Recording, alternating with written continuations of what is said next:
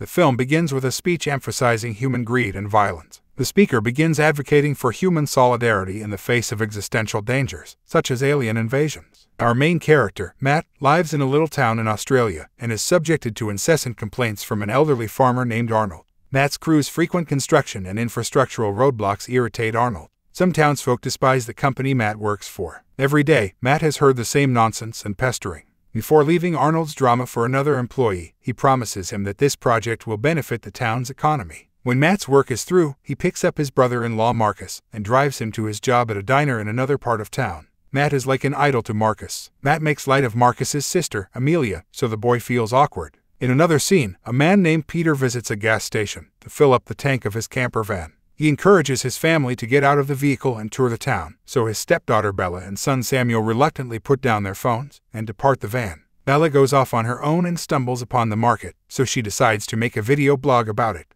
Dennis, an artist who sells his sketches, offers to hold the phone for her, but Bella declines, remarking sarcastically that he doesn't appear weird at all. Bella examines his designs as a police officer shows them there, prompting Dennis to leave, since he lacks booth permission. While Amelia, Matt's wife, is not working as a server at the restaurant, she studies law in her spare time. Amelia's mother Helen reprimands Matt for working at the bypass when Matt and Marcus arrive, but Amelia argues that his employment provides food for the family. Amelia disagrees with Matt's suggestion that they play rugby that evening. When he discusses it, he needs to go because it's one of the final games of the season. He pledges to use caution. Helen mentions that it will be his funeral and reminds Amelia that Matt's previous game resulted in his going into a coma. Rugby team training is physically demanding, and there is a considerable risk of injury. Elsewhere, a young couple named Jackson and Vanessa discover they are expecting a child when they are at the game. Jackson is astonished, but ecstatic all the same. As the squad captain, Jackson informs a few of his teammates of the good news. Vanessa's automobile speakers suddenly emit a shrieking sound, prompting her to cut off the engine.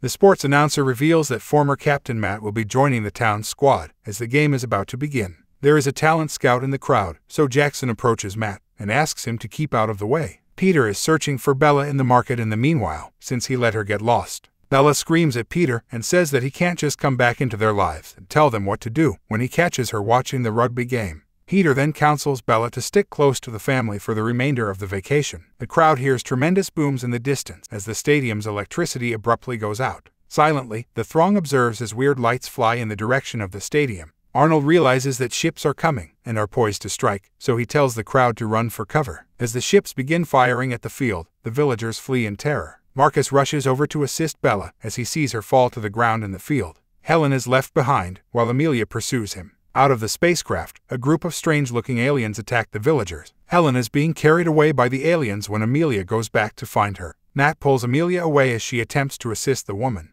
Later, Bella notices Marcus and his family running away and encourages them to get in their vehicle. On the way, Matt meets Seth, who is having trouble getting into the van because of a broken leg. Matt convinces Peter to start the car and promises to help him find his family. Peter is frantic, but Matt can come across as trustworthy, so he doesn't attempt to wait for Jenny and Samuel. Later, Amelia sees Jackson and Vanessa and urges them to enter the van as Peter is starting it. The group flees swiftly, escaping the alien spacecraft's barrage of fire. The spacecraft chases them as they approach the freeway, but the Australian Air Force shoots it down. Matt gets out of the car to investigate, but when he can't see anyone, he deduces that it must be a drone. Arnold arrives shortly after, in his car, and doesn't realize Dennis has ridden on the back of his Jeep. Dennis admits that he knows where they may hide, and Arnold reprimands. Dennis takes the party to a wooded location, where there is a defunct lumber factory. Peter inquires to Matt about his plans to assist him in finding Samuel and Jenny as the gang settles inside a dilapidated cabin. He is informed by Matt that he is still working on it, and is given the advice to get some rest.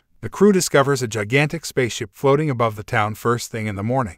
Jackson concludes that they have little chance of surviving, so he chooses to move them somewhere else, and asks others to join them. Arnold refuses to accompany him, but he does hand over the keys to his truck to Jackson. Jackson claims that they can't fight the aliens, since no one in the gang has ever been in a gunfight. But Bella reveals that Peter has been in a gunfight, because he's a convicted criminal. Peter then admits that he's been in prison for 7 years, and has just been out for a month. He recalls that he was going to leave town with his family when the aliens struck. Arnold then admits that he used to be a sniper in the Army Reserve, but that he hasn't handled a weapon in 30 years. Jackson decides to stay with the group for another day, after realizing that Vanessa doesn't want to go. Amelia, Matt, and Dennis return to town to get supplies and learn what happened to their families, before making a choice that evening. The group observes the aliens collecting up some of the locals after grabbing a few useful items. They pursue them to a facility where the aliens keep the humans imprisoned. They are recognized by one of the convicts, who informs Amelia that her mother has been transferred with the other detainees. The group flees after assuring the prisoners they will return for them when the guards arrive. As they go back to the lumber factory, Matt informs the gang that it appears the aliens intend to remain on Earth. The crew are forced to run for cover as an alien ship appears out of nowhere. Peter shoots the alien with his handgun. Before it can shoot back at Peter, Matt tackles it.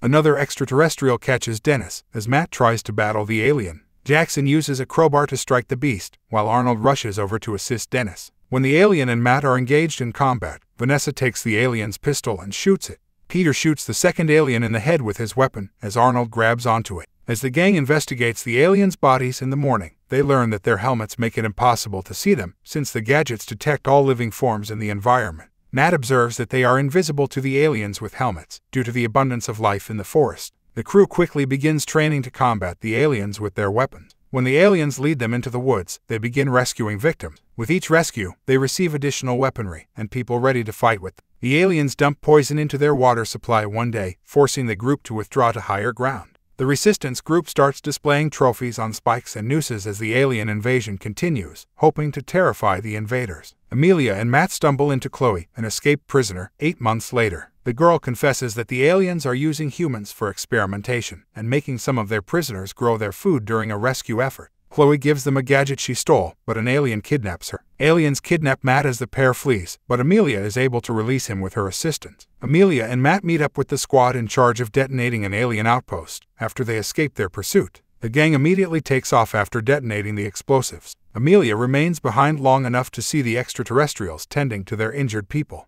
As the squad returns to the camp, they discover that Jackson's team kidnapped an extraterrestrial and kept it alive in order to obtain information from it. Peter begins to beat the alien in rage, but the gang intervenes. Amelia chastises Matt after the group departs for enabling Peter to attack the alien, stating that beating up a vulnerable creature will not help them. She emphasizes that the aliens are not going and advises Matt to accept that they will never return to their previous existence. Matt, on the other hand, insists that he will only accept the life that they select for each other. Jackson is criticized by Vanessa in the meanwhile for bringing the extraterrestrial to the camp. She counsels Jackson to control his ego, since he is constantly striving to be the greatest. Since she wants him to be there when their kid is born, Vanessa implores him to let the others take charge. Amelia later hands the alien the gadget she received from Chloe and learns that it has a hologram depicting their trip to Earth. She is in amazement as she watches the hologram, but Matt takes the gadget out of nowhere and turns it off. Once the alien has been held for a while, Matt, Jackson, Peter, and Seth reunite in the hut. They talk about the hologram's content. Peter resolves to execute the prisoners because he thinks that this is the only way to reclaim the Earth. Peter is too furious to be stopped. Despite Jackson's attempts, his family is still gone.